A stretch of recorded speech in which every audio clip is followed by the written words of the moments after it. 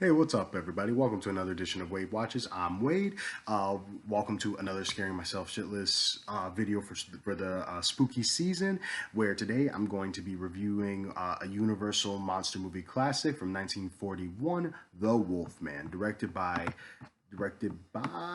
stand by, I got the list, directed by George Wagner and starring Claude Rains, Lon Chaney Jr., Ralph Bellamy, Patrick Knowles, Bela Lugosi, and Maria Ospinskaya.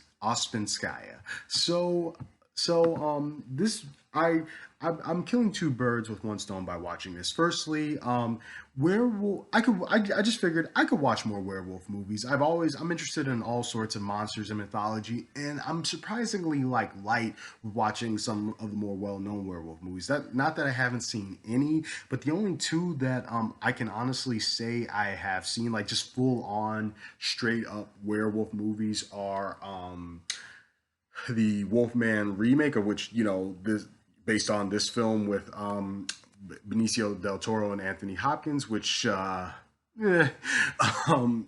Teen Wolf with Michael J. Fox, which is also kind of it's silly and goofy, and Wolf with Jack Nicholson, which it's been a while, but I remember thinking it was a pretty fine story, but I haven't seen some of those classic, well recommended, more iconic werewolf movies. So naturally, I decided to watch the definitely like the most like the one that had the most iconic mythology. The whole thing about turning into a wolf in the full moon, even the poem about the wolves when the wolfbane blooms.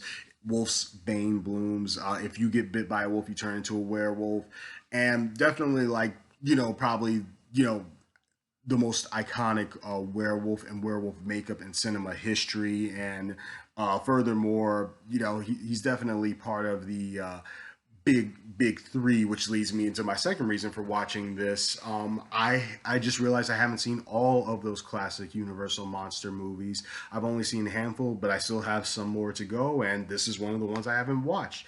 And again, he's part of the big three. He's right out. He's always pictured with Dracula and Frankenstein's monster. So I decided to watch his film, and I have to say it's fine. It's all right. It didn't blow me away like Bela Lugosi's Dracula did, or Boris Karloff's Frankenstein's monster did. It's just fine. It's just middle of the road, and I think that's because everybody else except for two of the characters, well,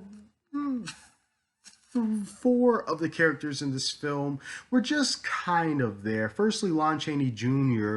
as Larry Talbot slash the Wolfman does a fantastic job. You really do feel sorry for the guy. He's definitely a nicer guy, though he does kind of hit on an engaged woman, but I guess initially he doesn't know, so I'll cut him some slack, and I know this is a product of its time, but he does really do a good job as just being a nice guy who, basically wrong place, wrong time, and now he's basically screwed because guess what happens to him.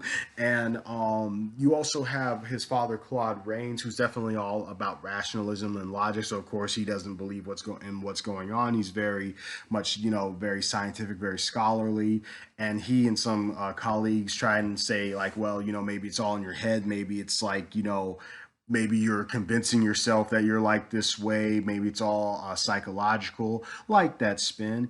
And I also liked the gypsy characters, portrayed by Bela Lugosi and Maria Ospinskaya. I liked how they know what's really going on, and I kind of like how they're kind of are kind of like guides as to what's going on, and as guides into this mythology. Really good job. Everybody else just kind of felt like they were just kind of there. Unfortunately, I hate to say it, though, there was this like really this kind of guy who had a couple of lines, kind of the comedic relief. He kind of cracked me up. He was just kind of this like kind of like bumbling assistant to the inspector. That he was kind of funny.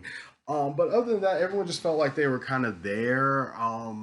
I thought that even at one point, because I said the love interest was engaged, I thought there was going to be kind of like a love triangle there. But the guy pretty much says like, "Oh yeah, it's okay. I'm not jealous." So there's no like tension there. He's just kind of there. He just kind of exists. And Yeah, that's about it. If this is definitely a film that's just like, kind of like um and I really don't think it's just because it's a product of its time, because like I said, I like Boris Karloff's Frankenstein movie. I find that a much more engaging and intriguing and very rather tragic story. I find definitely love Bela Lugosi's Dracula movie. I reviewed that one last year, and wow, it still holds up, and that's from even earlier than a decade earlier than this one, 1931. But it's that central performance, and honestly, like the characters, even the the non-vampire characters in that film, you did kind of like, you I felt like they weren't like the most well written, most amazing characters ever, but I did kind of like want to see them, fight Dracula, like they up to themselves. It just really, I just felt more like endeared and attached to them. I think Van Helsing was definitely like, a more engaging character in that film. We don't really have anybody like that here who's just like, I know exactly what's going on. I know how to stop them. We don't have anybody here to rally everybody together and be like, look, we got to do something about this. And I don't want to give away the ending and what happens, but it's just one of those. It's like this whole movie leads up to something that's kind of like, okay, well, I guess that's done now. The end, and that's literally how that's literally how I felt. It felt like there's definitely like, a lot of build up, like, oh, when's the transformation going to happen, what's going to happen, what's going on here, and then when it happens, it's like, okay, that was actually effective, because he did, hurt somebody, he did just, attack somebody. That's what I'm looking for. But after that, it's just kind of like, well, okay, I guess that's all over now. So yeah, and that's really all there's about that's really all I can say about this. It's not some like cheesy, horrible B movie. This is, one of the Universal monster movie classics we're talking about. So there's just enough in there for me to go ahead and, recommend this one to you. If you love those classic monster films, if you're a fan of this stuff in horror movies in general, like I am, definitely watch it for yourself. You might like it more than me. And I feel like those of you out there who prefer, that old, older horror movies from the 20s, 30s, 40s, and 50s, you might love, love, love this. You might, and there might be some people out here who are more nostalgic for this than I am. But for yours truly, this is the first time I've watched this. I have watched some of the other ones previously, and there is a bit of nostalgia there. I did watch those, growing up, and that was kind of my introduction. One of my earliest introductions to like watching horror movies and scary movies in general. But the Wolfman was one I watched for the first time, and it just didn't blow my mind. But I'm definitely open to rewatching it.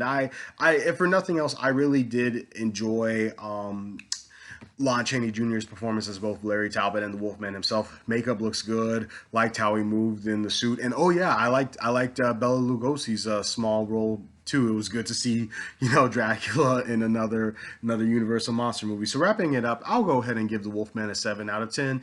I'm going to be a bit lenient because I understand this is a product of its time, and by those standards, it's certainly not terrible, but it's definitely not one of the more memorable Universal monster movies I've seen. So I'm going to give it a 7 out of 10. This has been another edition of Scary Myself Shitless Halloween edition of Wade Watches. I'm glad I finally reviewed the Wolfman, and stay tuned for more spooky season goodness to come. Peace.